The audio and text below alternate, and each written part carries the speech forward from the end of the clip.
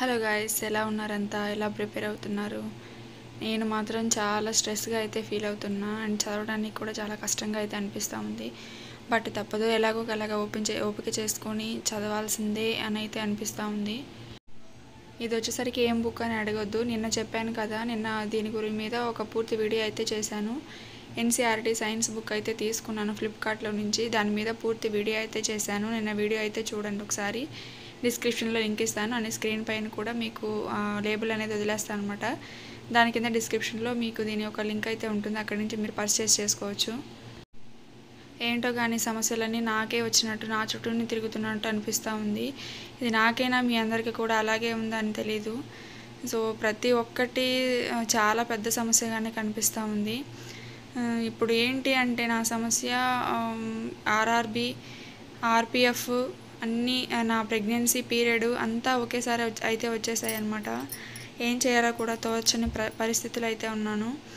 So first of all ఏంటంటే RPF constable కోసం కొంచెం రా మార్క్స్ అనేవి బెటర్గా వచ్చాయి. 70.4 మార్క్స్ అయితే వచ్చాయి. అవి సరిపోతాయి అని కొన్ని ఛానల్స్లో చెప్తున్నారు అని, అలాగే మన ఛానల్లో కూడా ఒక ఎస్టిమేట్ ప్రకారం అయితే చెప్పాము, సరిపోతాయి రా మార్క్స్ 120. కానీ రేపు రిజల్ట్ ఎలా వస్తుంది, నార్మలైజేషన్లో ఎంత పెరుగుతాయి ఏంటి అనేది తెలీదు. ఇన్ కేస్ ఫిజికల్కి క్వాలిఫై అయితే కనుక నాకు డెలివరీ టైం దగ్గరలో ఉంది కాబట్టి అప్పటికి డెలివరీ అయ్యి ఉంటాను. సో ఫిజికల్ కోసం ప్రాక్టీస్ చేయాలా, అసలు ఎలా చేయాలి ఏంటి, రిజల్ట్ ఎప్పుడు వస్తుందో ఏమో, నేను ప్రాక్టీస్ చేయగలనా లేదా అని సమస్య ఒకవైపు అయితే ఉంది. అండ్ తర్వాత ఏంటంటే మనకి ఆర్ఆర్బి గ్రూప్ డికి సంబంధించి ఇది ఒక పెద్ద సమస్యగా అయితే ఉంది. సో మనకి నవంబర్ 6 డిసెంబర్లో అయితే ఎగ్జామ్ ఉంది. ఆ ఎగ్జామ్ కోసం మళ్ళీ ఒక పక్క ప్రిపేర్ అవ్వాలి.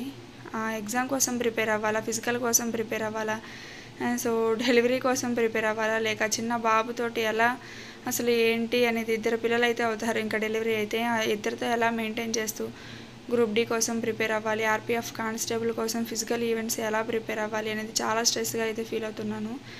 బట్ ఈ మంత్ 9th అయితే నాకు డెలివరీ డేట్ అయితే ఇచ్చారు. పరిస్థితులన్నీ అనుకూలంగా మారాలని అనుకుంటున్నాను. ఆర్పిఎఫ్ రిజల్ట్ కొంచెం లేట్గా అయితే బాగుండు అని అయితే అనిపిస్తూ ఉంది. సో రిజల్ట్ లేట్ అయితే ఫిజికల్ డేట్ కూడా కొంచెం దూరంగానే ఇస్తారు కాబట్టి నాకు ప్రిపరేషన్కి కొంచెం టైం అయితే దొరుకుతుంది ఫిజికల్కి. మొత్తం ఇక దేవుడిపైనే వదిలేస్తున్నాను. ఈ టైంలో మాత్రం ఫుల్గా ఇక నా యొక్క ప్రెగ్నెన్సీ పీరియడ్ కోసమే టైంని అయితే కేటాయించాలి అనుకుంటున్నాను. సైన్స్ మీరు ఎలా చదువుతున్నారో ఒకసారి కమెంట్ అయితే చేయండి. నాకు నచ్చితే నేను కూడా ఫాలో అవుతాను. నేనైతే ప్రతి ఒక్క క్వశ్చన్కి చదివి దానికి పూర్తిగా ఎక్స్ప్లెనేషన్ అయితే తీసుకుంటాను. అది ఇంకా ఎక్కడైనా అర్థం కాకపోతే గూగుల్లో కానీ యూట్యూబ్లో కానీ చూసి ఆ కంటెంట్ గురించి పూర్తిగా అయితే తెలుసుకుంటాను అనమాట. అంటే కంప్లీట్ ఇన్ఫర్మేషన్ అనేది ఆ క్వశ్చన్ గురించి నాకు తెలిసినప్పుడే నా మైండ్కి అయితే ఎక్కుతుంది, లేకపోతే అది బట్టి పట్టినట్టుగానే ఫీల్ అవుతాను. అలాంటి చదివినా ఒకటే, చదవకపోయినా ఒకటే కదా. ఇదేంటంటే కాంపిటేటివ్ ఫీల్డ్ కాబట్టి ఒక విషయాన్ని గురించి పూర్తిగా మనం తెలుసుకుంటే మాత్రమే అది ఎక్కువ కాలం అయితే గుర్తుపెట్టుకోగలుగుతాము. సో ఇవి డిగ్రీ ఎగ్జామ్స్ లేక బీఈడీ ఎగ్జామ్స్ కాదు కదా, ఈరోజు చూసి రేపు పోయి ఎగ్జామ్లో అదే క్వశ్చన్ ఎగ్జాక్ట్గా వస్తుందని తెలిసి బట్టి పోయి చదివి రాయడానికి ఎక్కడి నుంచి ఏ క్వశ్చన్ ఇస్తాడో తెలీదు.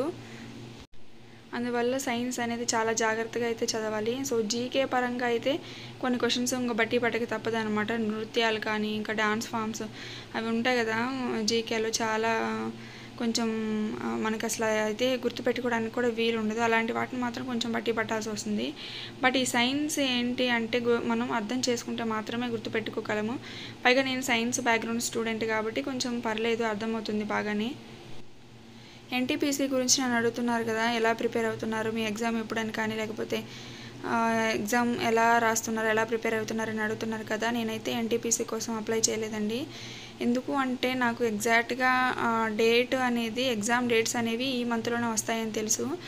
ఎందుకు అంటే ఈ టైంలో నేను వెళ్ళి రాయటానికి కానీ లేకపోతే ప్రిపేర్ అయ్యే అంత టైం కానీ నాకు లేదు అసలు. సో ఇంట్లోనే పరిస్థితుల్లో సరిపోతుంది. ఈ టైంలో ఎగ్జామ్ ఉంటుంది కాబట్టి, నేను డెలివరీ అయ్యి ఉంటాను కాబట్టి నేను ఎగ్జామ్ అయితే రాయలేనని చెప్పేసి నేను అప్లై కూడా చేయలేదు.